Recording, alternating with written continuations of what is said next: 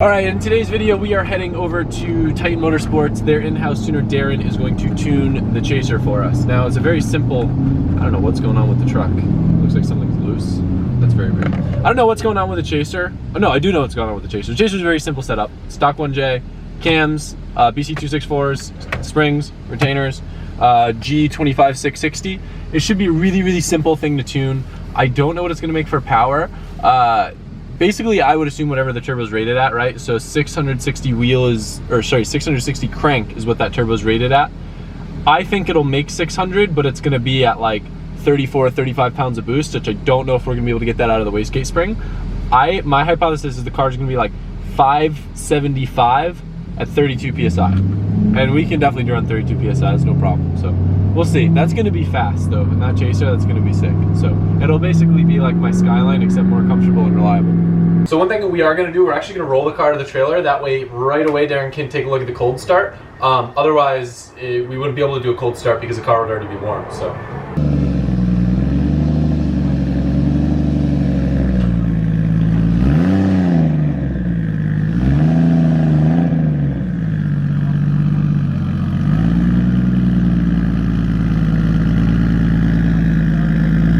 Which was why 1Js could rev higher, but it's actually the bottom end on 2Js. I guess you'll spin a bearing if you rev them to 8, or 1Js can take it because of the stroke or something. It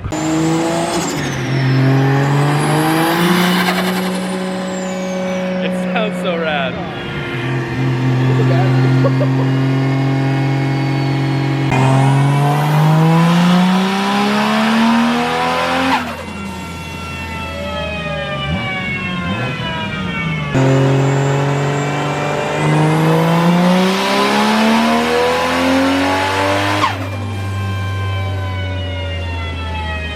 Not a bad start. Sounded like you let off a little bit early. I'm sure you're still just dialing in the tune.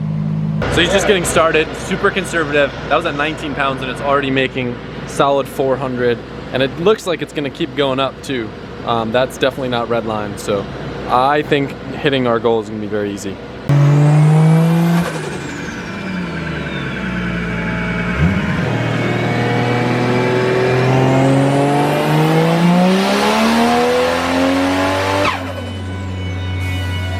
That's so responsive. That turbo comes on super hard.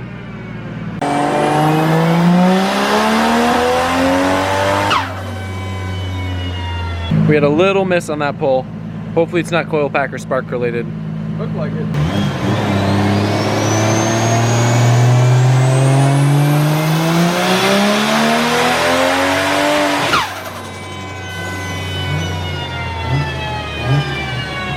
Yeah, so I guess we're having some fuel pressure issues, so I'm gonna take apart the pump. I was the one that put it in, so there is a chance that maybe I did something dumb, just to rule it out instead of tuning around it and masking a bigger problem. Yeah, so then here, it gets like pretty easy.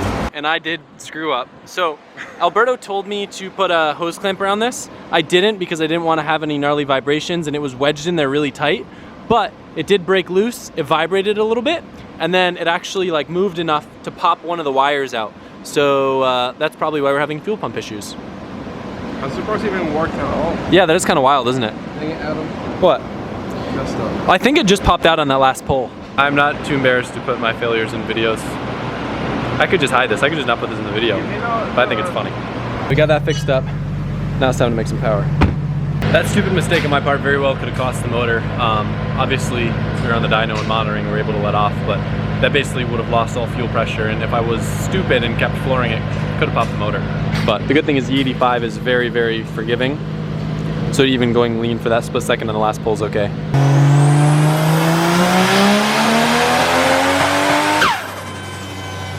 Could be plug gap, could be a bad coil pack, maybe rich now, we'll see.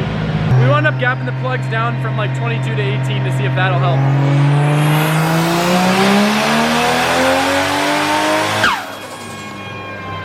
Sounds like it did. Still having issues dropping fuel pressure up top.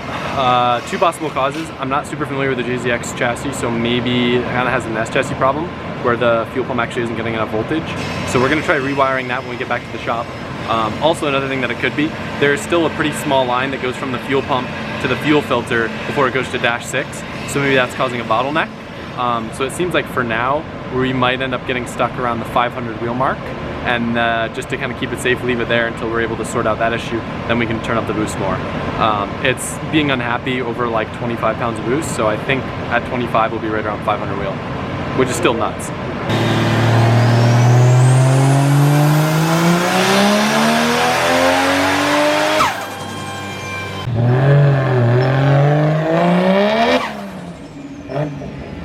So like I said, we are gonna have to come back to dial it in once we get the fueling issue sorted out. What he basically did, he left the boost the same, but tapered it off up top where we started running into lean issues. So the 500 wheel one is not safe. The current one at 460 wheel is safe, but you can see it still follows the same torque curve. Very, very responsive setup. Making peak torque a little bit around 4 grand is very, very good. It's gonna have a massive power band. It's gonna be a very good car to drive. So one other thing too, I actually have it on my Supra. It's been chilling here at Titan, and they actually did their lightweight battery setup for me in it. Should save a little bit more weight. I haven't even gotten a chance to see it yet, so you guys are gonna see it for the first time with me. I don't even remember how to open the trunk. Look at how cool this came out. They even put my logo on it. The thing is so tiny. If you compare that to the stock battery up there, it's gotta be at least like a 35 pound saving. We just weighed the batteries. It saves 40 pounds. That's wild. One thing I should mention too that I forgot to fill you guys in on, the Supra did not break the diff. Actually, something internally with the axle broke, where it seems like it's still functioning, but under load it starts to fail. So we sent it back to Drive Shaft Shop. Obviously there was a big user error by spraying on the line because of the whole nitro situation, not realizing that it was working. But they're gonna look into it and see if there's a way to make them even beefier. I did buy a spare diff from Papadakis, so I was gonna do that, but it seems like it's an axle issue. So right now we just got a stock axle back in on one side for now, and that's at least enough to drive around. I'm starving, so I'm gonna go ahead and say I'm equally as excited to go eat as I am to drive this chase right now. But I am about to drive it for the first time, making roughly 470 wheel, when before it made, I would say, around 330 is probably what it was doing in the stock ECU.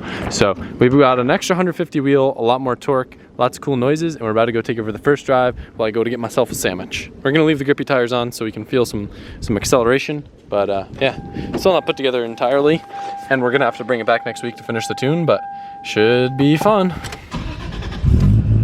It's gonna be interesting because I've never really driven this car with this trans setup, all this new power, lots of variables. I had no idea what to expect. New clutch, new fuel. Let's go for a rip. Oh, radar detector. This thing's gonna be fast. We're gonna need to be able to stay alert, if you know what I mean. So the clutch that we went with was, like I said, recommended to us by Titan. It's a very, very aggressive 10-inch, what do you call it? I think it's twin disc. It's definitely not a triple. But the engagement's very soft in the beginning, so it's a very drivable feeling. This thing sounds unreal. I gotta remember the car is still low, even with the big tires in the rear. Still has all the solid bushings in back. I'm gonna change that. I have some poly ones, and then I'll put the solid ones in the other chaser. I'm so excited. This thing sounds so cool.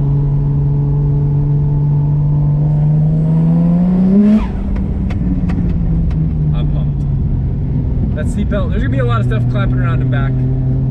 The car's still very much so in bare bones form. I'm curious how I'm gonna like the shifter.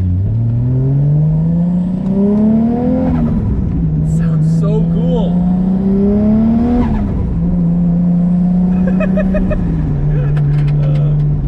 Stop rattling. It's got the craziest dose. That's what they call it in Australia, dose. Stop that. Ruining my experience. This gearbox feels sick. Needs a little bit taller shifter, but it feels good. This car drives so much better than my other one. Let's see, are we warm enough to give her a good old rip? I don't know how this is gonna be shifting at higher RPM, so.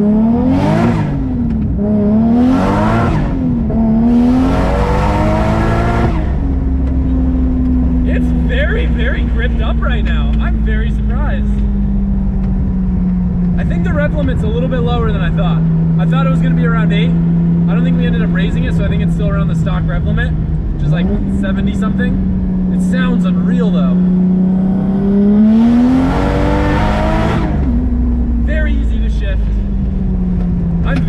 about this car. Super comfortable. Not insanely fast. It's got a decent amount of traction, so it doesn't just blow the wheels off like I thought. This gearing feels great though. This 6th is like a sick cruising gear. I'm so excited. This gearbox felt like junk when it was in the Brown Chaser, so I wasn't expecting the best. Tune sounds sick. Tune feels sick. This is a good car. As a street car though, this is probably the power that I can make on pump gas. It feels very, very good. Like more than enough speed. I mean, don't mind, like we could always have more, but I'm excited about this. This is a good car. This is a sick car. Especially when it's like looking sick. But dyno wise, from my experience with my RB, I've never driven a 3071 JZ. It feels like it comes on a little bit sooner and a little bit harder than a 3071, but it doesn't come on like a stock turbo. For sure, definitely not like a stock turbo. I would say probably like somewhere in between a stock turbo and a 3071, but it'll definitely make 3071 power. So running E85 though with smaller turbos is key, just to keep the IATs down. Making the same power on a 3071 versus this, you'll usually produce a little bit less heat, so you could get away with running like 93 and making a little more power than you would with this turbo, is my guess. It's hard to compare apples to oranges because there's a lot of different like changes and stuff, but I'm very happy with my choice.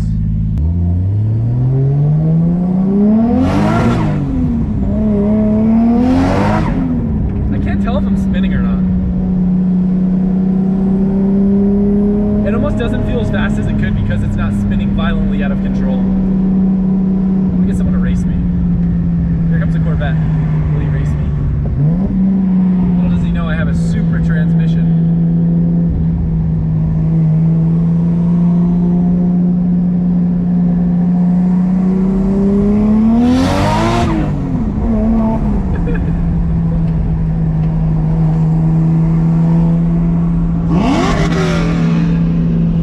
My shit sounds better.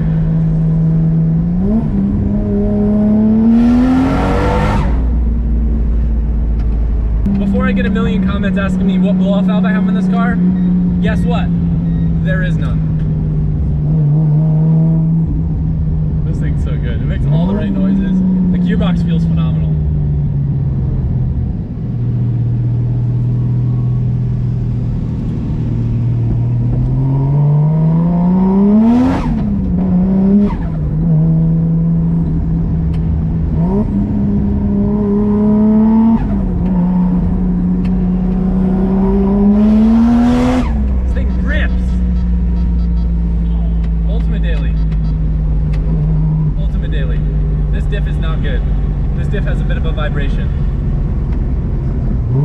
I'm gonna put my stock like LSD from my other Chaser in this car eventually. It'll make the gears a little bit longer too. Right now it's a 3.9 in the rear, and we're gonna bump it up to or bump it down I should say, to a 3.7. Not a huge difference, but I think it'll suit the 6-speed a little bit better, so it won't be like ee. The cool thing with smaller turbos, you can get away with having longer gears and you kind of like stay in your power band longer. The short gears are really good when you have like a really peaky power band with a big turbo, because you can stay and boost. With the smaller ones, it's nice to take advantage of the massive power band.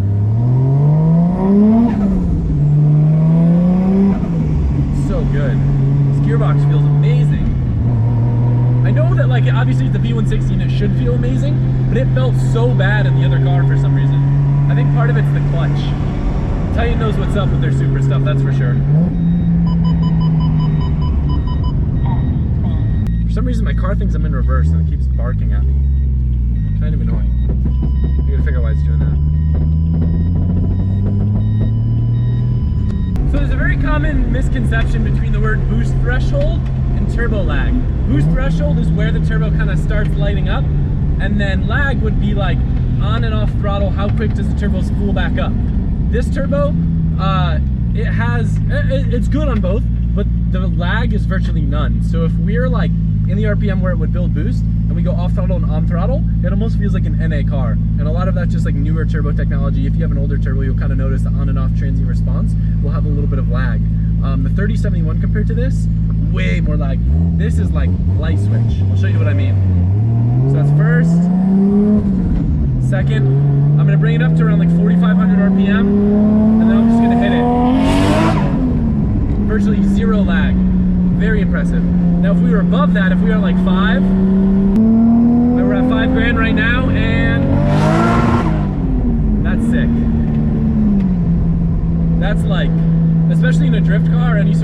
car, having that throttle response in a turbo car is rad. And that's because we were able to get away with such a small turbo. I want to see how quick we can bang gears with this transmission.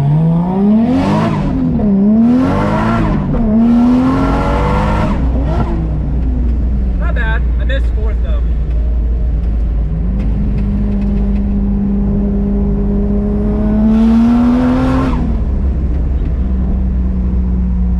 All right, so that's a wrap for the Chaser video. I'm super excited about how this car turned out. I'm super excited to turn the boost up even more. I'm very happy with the setup and having so many different 1J cars. It's very cool to be able to play with the different turbo setups that haven't really been played with that much. So I've got some good data now on this car. I want to see what it does when I turn the boost up, and then maybe with that information we'll decide what direction we want to go on the E36. So tomorrow you guys can expect the very first R34 GTR video. Or it might be an every other day thing. I might be uploading every other day this week. I'm so confused. I'm all over the place. I'm lost. Help me find myself. Where am I? I don't know. I'm in my shop. What's up? But anyway, yeah, I hope you guys enjoyed this video. I hope you hit the like button. I hope I don't have to keep asking all the time. Check out my sponsor, LZMFG. They make great merch, and they're a great supporter of this channel. Thank you guys. You too, of course. Okay, bye. Thanks.